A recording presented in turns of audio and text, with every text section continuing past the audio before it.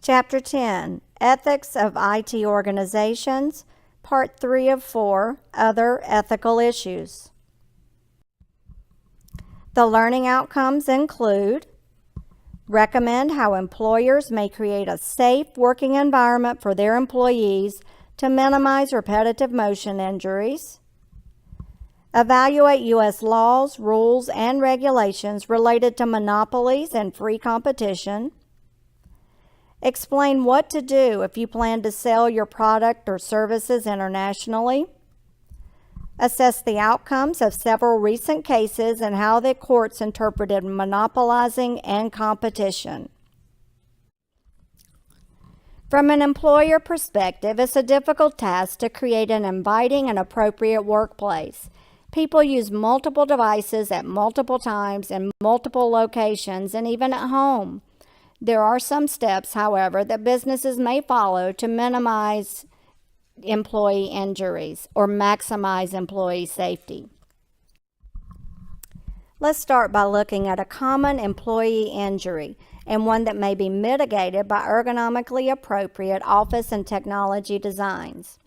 How many of you have carpal tunnel syndrome yet? We spend so much time typing or using our thumbs for texting, and our hands weren't meant to do tasks like that for long periods of time. If you ever feel tingling in your hands and or fingers and possibly pain in your forearm and wrist, then you may have carpal tunnel syndrome. Interestingly enough, I've had tarsal tunnel syndrome. I thought my doctor was kidding and meant to say carpal. It's the same problem with your feet. You may splint your hands at night when you sleep, for instance. You can use a padded wrist rest, and you can get up from typing every 30 minutes to an hour. Why do employers care about these problems? For a few reasons. First, they cause a significant number of sick days, along with workers' compensation claims. Companies obviously want people to be at work and not in pain because of the design of their workplace. What can the company do to reduce workplace injuries? Here we turn to ergonomics. The first step is understanding what ergonomics means. As Merriam-Webster states, it is an applied science concerned with how items used by people are designed and arranged so that people and things interact safely and efficiently. BusinessDictionary.com, in contrast, calls it a study of capabilities and limitations in mental and physical work. Once the context and environment are analyzed, ergonomics allows designers or engineers, like I was an industrial engineer and would do stuff like this, to apply anatomical, physiology, and psychological knowledge to work environments to reduce or eliminate pain and workers' compensation claims. Ergonomics helps to reduce repetitive strain injuries and musculoskeletal injuries. Proper ergonomics may reduce the cost of organizational insurance. Ergonomics is also referred to sometimes as human engineering. As mentioned previously, one of the most common repetitive motion injuries is carpal tunnel syndrome. For a few years, I worked as an industrial engineer in sewing plants. We had women, no men on the sewing side, who would do one action again and again and again for years at a time. Think about sewing on a button over and over again. It's not good for your wrist and can lead to tingling, pain, and disability. Physical therapy and surgery can often help, but it's something that must be managed long term. Some tips to avoid carpal tunnel include having a relaxed and not a tight elbow angle, avoiding bending the wrist upward as you type, and avoiding pressure on the elbow or wrist. How many of you have a laptop in front of you or a desktop or anything with a keyboard? Do you avoid pressure on your wrist as you type? Or like me, are you working on these slides in my house, sitting on the couch, and not worrying about being ergonomically correct? The employer should obviously be concerned about these injuries, but as good business citizens, we should take care to do the same at home, when traveling and when out and about.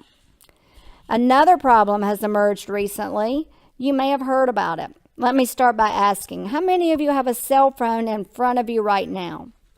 How many of you have typed a text message or responded to an email or looked at a video in the last few minutes? There's an increase of thumb arthritis at an early age, and guess what? It's because we're using our thumbs in particular to do activities that we aren't designed to do. The wear and tear that texting puts on your thumbs is incredible. Then if you happen to be an Xbox or playing Xbox or PS4 games, you work those thumbs again. My 18-year-old son came to me a couple of months ago and said his thumb was hurting and his hands would be asleep when he woke up. I said, it's from the video games. He said, no, it's not, and we don't talk much more about it. Ultimately, employers will be dealing with these problems, and however they can minimize the issues using ergonomics, the better off they and us as employees will be in the long run. Anybody ever have an aching back yet? If not, you will. Statistically, virtually everyone has a backache at some point. Sitting for long periods at uncomfortable desks is one thing that contributes to backache.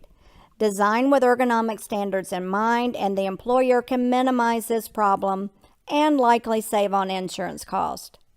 For some insight into the savings that could be generated with proper ergonomic design of employee workspace, let's consider the following. Up to 80% of adults will have back pain in their lifetime. 80%.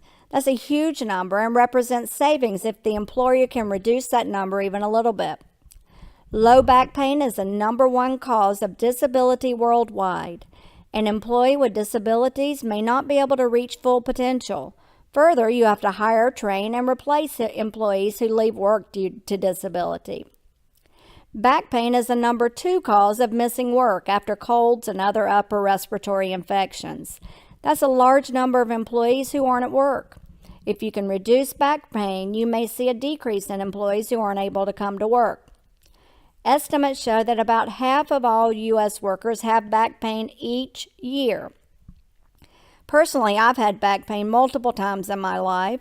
It's hard to point to one incident that caused my back pain, and mine is different from others. My pain is usually caused by psoriatic arthritis. However, I always get a special desk chair and add my own lumbar pillow. Further, I use a trackball mouse when I'm at a desk. My right index finger is permanently injured and cannot straighten out all the way or bend very far.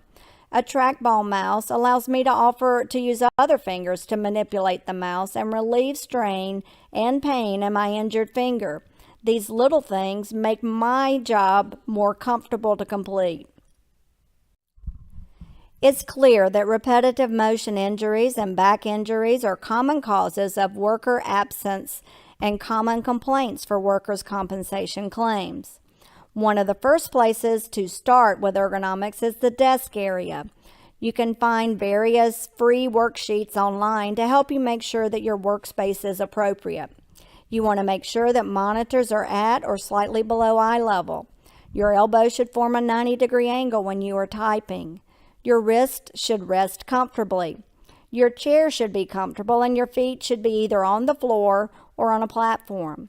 You need good lumbar support as well and plenty of room for your knees underneath. You can see here one of the free worksheets I mentioned. Based on a person's height, it lets you know where to put everything to make the person comfortable and safe. Some people now choose a stand-up desk to relieve pressure on the back. Personally, I prefer to sit, but if it helps someone's back, then get it for them. Finally, it's also a good idea to put reminders on devices to get people to stand up and move around every hour or so. We are not intended to sit our butt down and not move for hours at a time. There are even exercises we can do to reduce the strain on our bodies.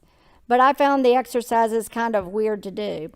Get up and stretch, take a break, walk down the hall and talk to someone. You just can't sit down in the morning and go home in the evening with only a lunch break.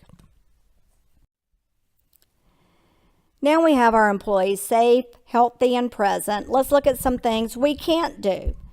We can't create a monopoly unless our actions are designed to improve economic efficiency. If we require all of our vendors to use SAP and we are Amazon or Walmart, it's probably okay to do that. we're not forcing our competitors, in Walmart's case, that might be Target or Kroger, etc., out of the market. If they use a different enterprise-wide system and they can't afford to move to SAP, then it's probably okay, in the U.S. at least. The U.S. prides itself on free competition and allowing people to pull themselves up by their bootstraps. However, if the actions mean that you're simply trying to get rid of your competitors by enacting barriers that are difficult to overcome, then you might be violating antitrust laws. What about internationally? While the U.S. is a mostly free competition country, other countries have different laws, and the legal team, one who is familiar with international laws, must ensure that everything the company does is legal and ethical. Let's look at 3 separate cases, all of which are still going through the court systems in the U.S. or elsewhere: Qualcomm, Uber, Lyft, and Apple. Qualcomm uses a lucrative patent licensing business model and has agreement with many manufacturers in the cell phone industry. However, some are arguing that Qualcomm has a monopoly and is blocking competitors from entering the market. The cases are currently proceeding in South Korea and the U.S. In particular, Apple and the U.S. Fair Trade Commission have filed lawsuits against Qualcomm. They allege that Qualcomm is abusing its market power and illegally overcharging companies that license its patents. The courts have thus reached mixed results so far. While the appeals are made, Qualcomm won't receive licensing fees from Apple. However, the court stated that Qualcomm should engage in good faith negotiation with chip companies as they seek patent licenses. Further, Qualcomm should review current agreements and see if amendments need to be made upon request from the licensor. The courts don't want to penalize Qualcomm for adopting a successful business model. However, they cannot wield their power in an unfair manner that prevents small chip companies from entering the market. Uber and Lyft drivers in Seattle are seeking to unionize, or rather the Teamsters are seeking to unionize the drivers, depending on who you ask. The Teamsters definitely want the drivers and tout the benefits of unionization. However, some have argued that forcing drivers into a union monopoly will end the flexibility the drivers want. In addition, there are some rules about starting dates for drivers, with some being eligible for union membership and some being ineligible. The ineligible drivers would like the opportunity to join as well. The case may come down to evaluating if the union is behaving as a monopoly, although it looks like the two sides will reach an agreement.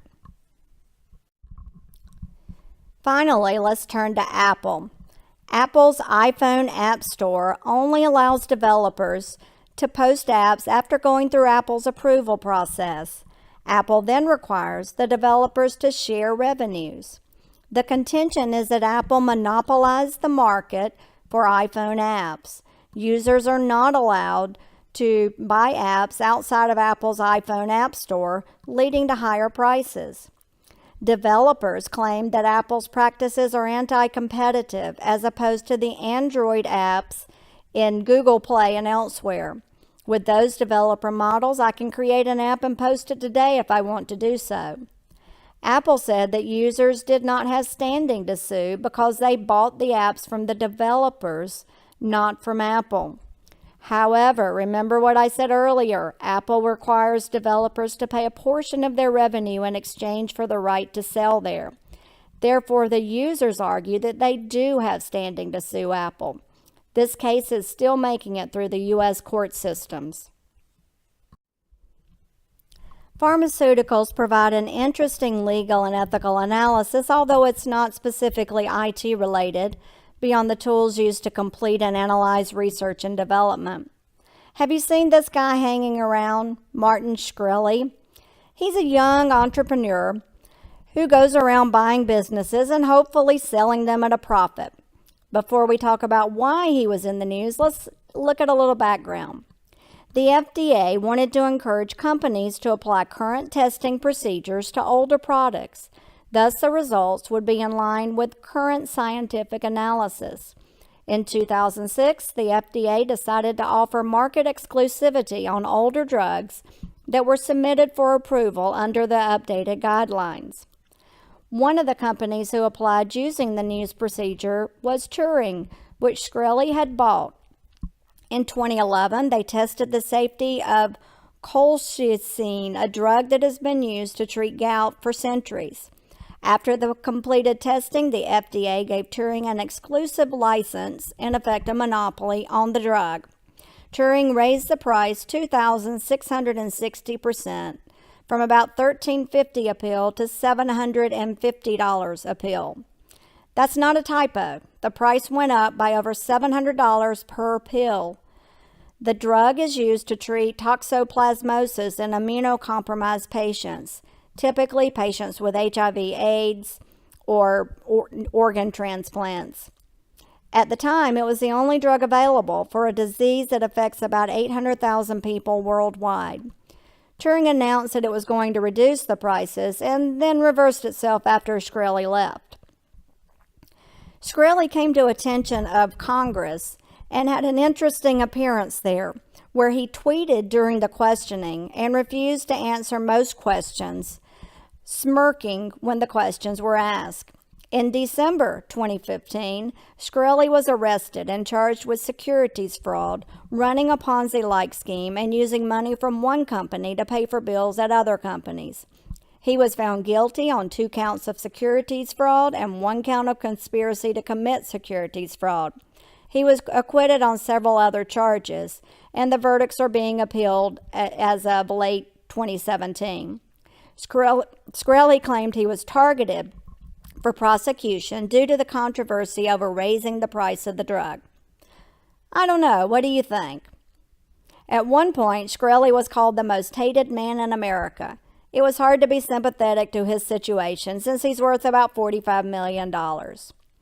However, playing devil's advocate, why shouldn't he raise the price?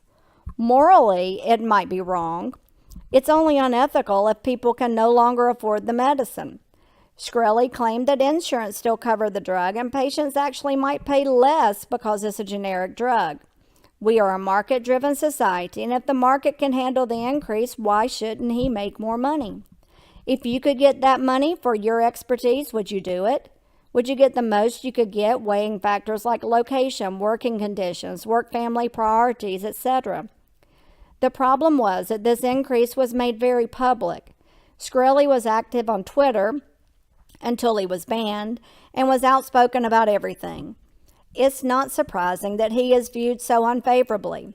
But taking aside the charges decided in the courts, what's wrong with getting as much money as possible for a service or product you sell?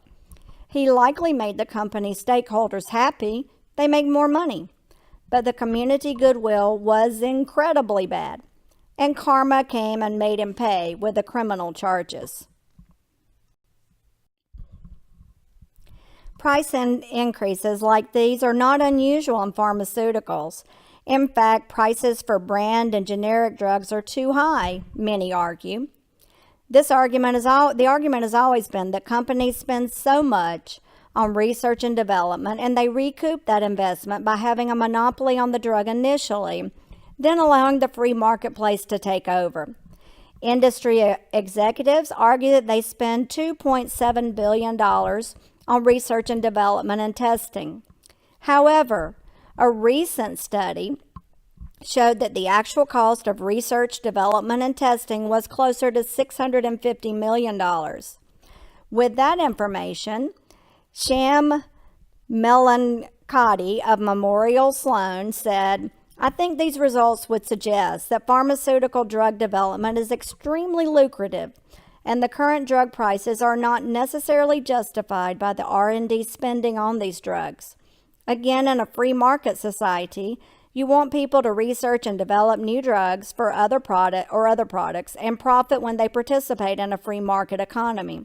It's not always black and white in terms of if it's a monopoly or free market competition, or more likely somewhere in between." To summarize, companies who use ergonomic standards may be able to reduce cost, improve employee well-being, and reduce insurance costs by adopting basic safety guidelines for workspaces. Monopolies are not allowed in most countries without explicit permission and in a few essential fields. International laws vary significantly. Even with a large legal team, companies are likely to face anti-competition lawsuits in the U.S. and elsewhere. Be prepared and make sure your lawyers are well versed on international law. Even then, people will still sue you because it's often not a clear-cut case of monopolization. In general, the U.S. adopts a free competition model with some exceptions.